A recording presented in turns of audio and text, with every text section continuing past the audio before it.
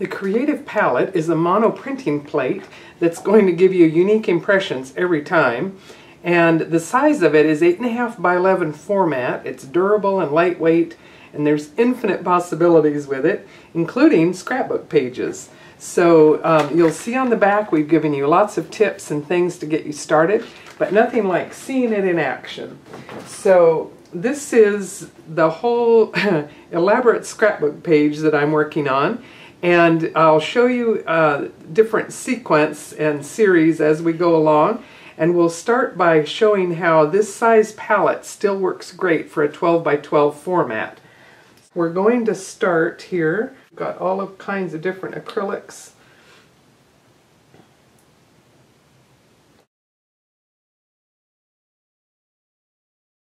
If you add some Slow-Dri blending medium like this one, this really gives a lot more life to your paint and time to work. So I'm going to add a bit of that all the way around. And now my brayer is just going to help me even out all the paints here. Now, some other fun things we can do. We can do some butterflies, which is mostly going to lift color at this point and may not show up a whole lot, but if you're lucky, sometimes that color will be wet enough to transfer to another area. And then we'll add a favorite here with the bubble wrap, and again you can see this is mostly lifting color. That's okay. I've got my 12 by 12 paper, and let's say I start in this corner. I'll do the complete area. Okay. Oh, that's looking very fun. Okay, so now I'm going to, let's see, I want some more darks on this side. So now I may not even set the paper down all the way, but I'll press on that edge, picking up some more of the dark colors. And let's see, we can just keep turning it here. Maybe I'll go this way and just capture some across the top edge up there. And let's see, we should have some more still wet paint down here. Oh, very fun. Let's do this again. We'll even out what's here. Sometimes the palette just looks so pretty, you hope you can capture some fun things. Now we're transferring some paint, which is very fun.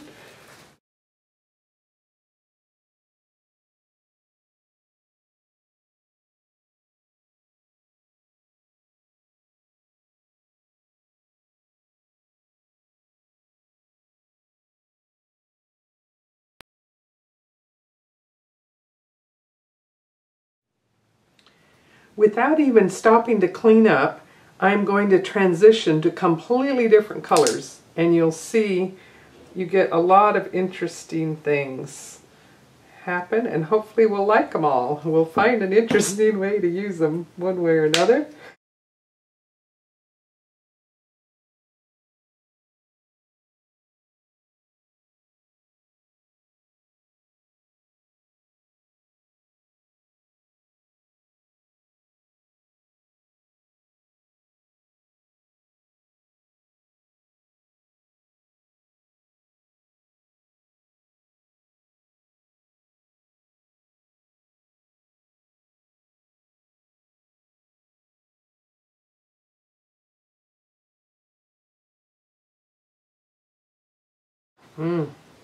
Very fun.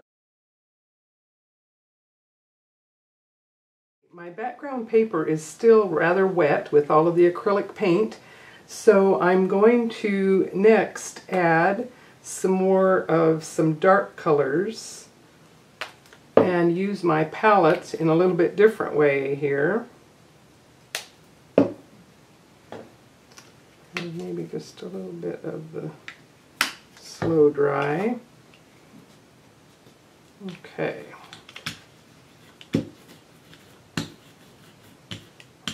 Okay, So my dark color is going to be the easiest now to ink and brayer the entire lady's face. And just in case I were to press too hard, I might go in and clean up some of that paint.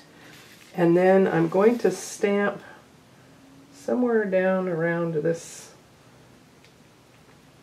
corner. Okay. And this is going to be my first impression. And I could also add a bit more with the butterflies. Let's say we wanted to add a couple of these. Okay, so while this is drying a little bit more, let me show you how we're going to make all of the other flowers and butterflies. I did different color palettes so that I could have some vivid reds, dark reds, oranges, and into yellows. And then depending on how three-dimensional we want to make this, on some of them I even intentionally did a dark color on the back in case anything were popped up and it would show. So in some cases I did acrylic paint on the brayer, and in other cases, once your paper is completely dry, then you could come back with a clean stamp and use your VersaFine ink. Let's add another one down here. And then if you're working on very dark papers, or some really dark ones like this, let's say, and this one is still kind of wet, then you might want to use your Versamark ink. Be sure to clean a dark ink off before going to the Versamark.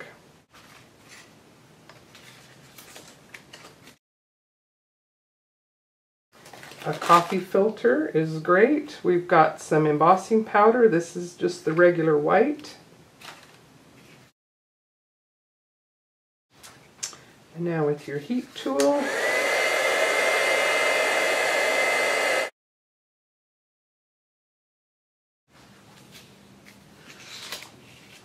okay, so that's how you'll develop all of these different pieces.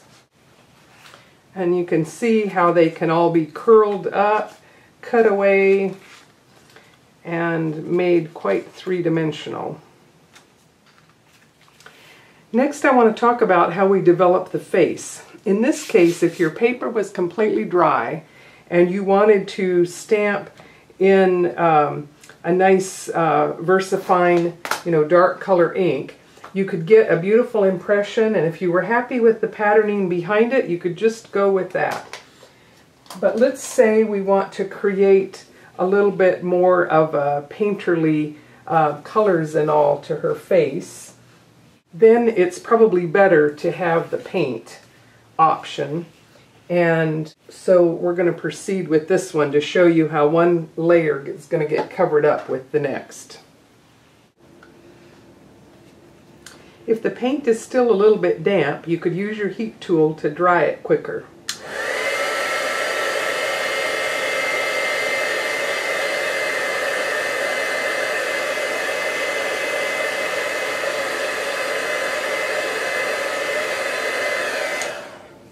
I'm going to use my Creative Palette again, more as a palette, and get a variety of colors here.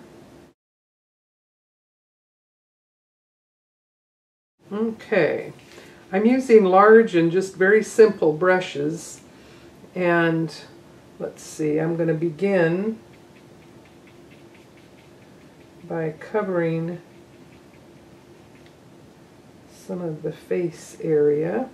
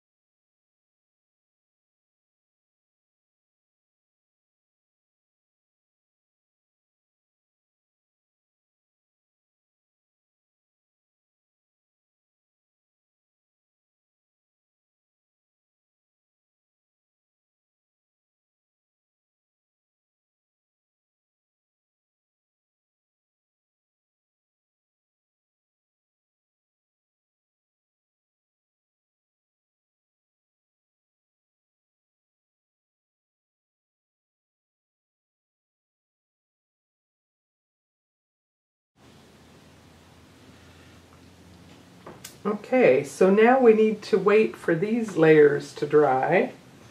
And while that's drying, let me show you a couple other variations.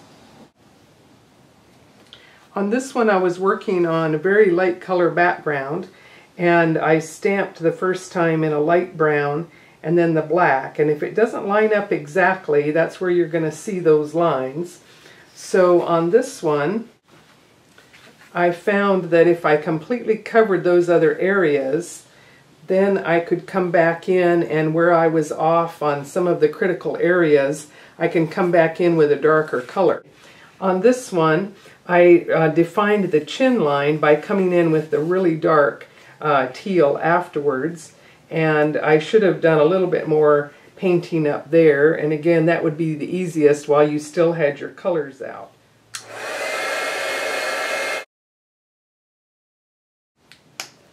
Now I'm going to add some black.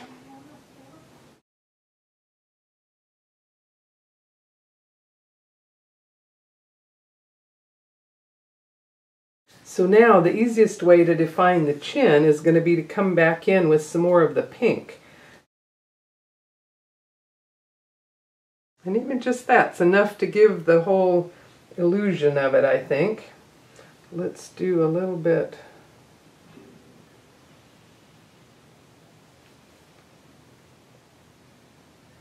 Give her some more lipstick if we like.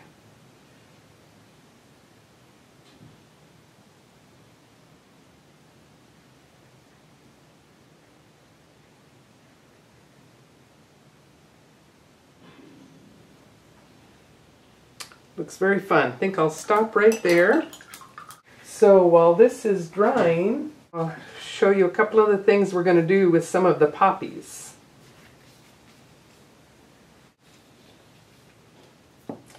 I thought it would be nice to add some very rich black glass glitter, crushed glass glitter. So let's just use the zip dry. If you take a second look at it and you want to do a little bit more touch-up, now's the time to do it while you have these same colors of paint out. And let's add a little bit of white here. And let's say we want to bring up her eye.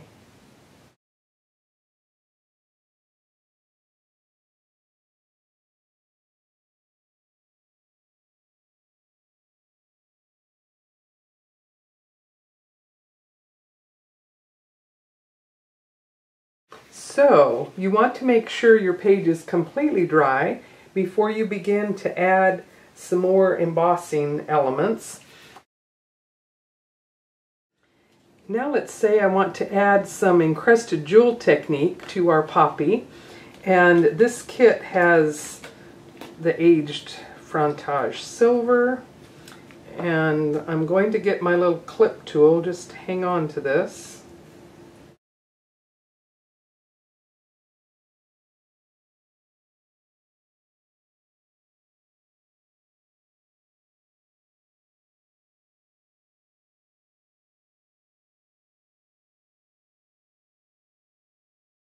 And that's what I call an encrusted jewel technique.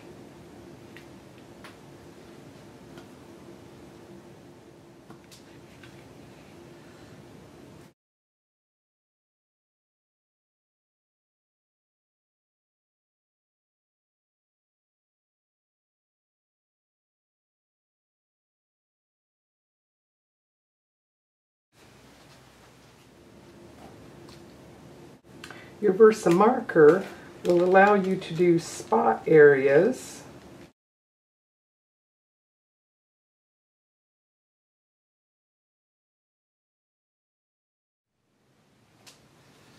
And now to assemble it, we're going to use zip dry and some little 3D adhesives from Scrapbook Adhesives.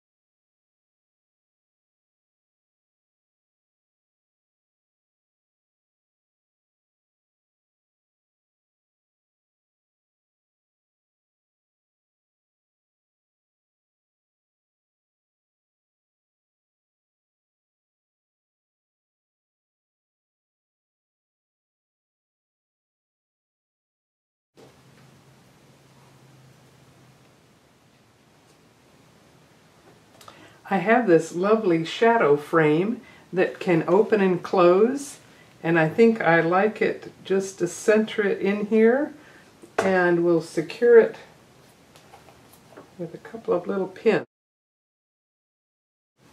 And there's our creative palette lady with all of the incredible butterflies and poppies and everything else.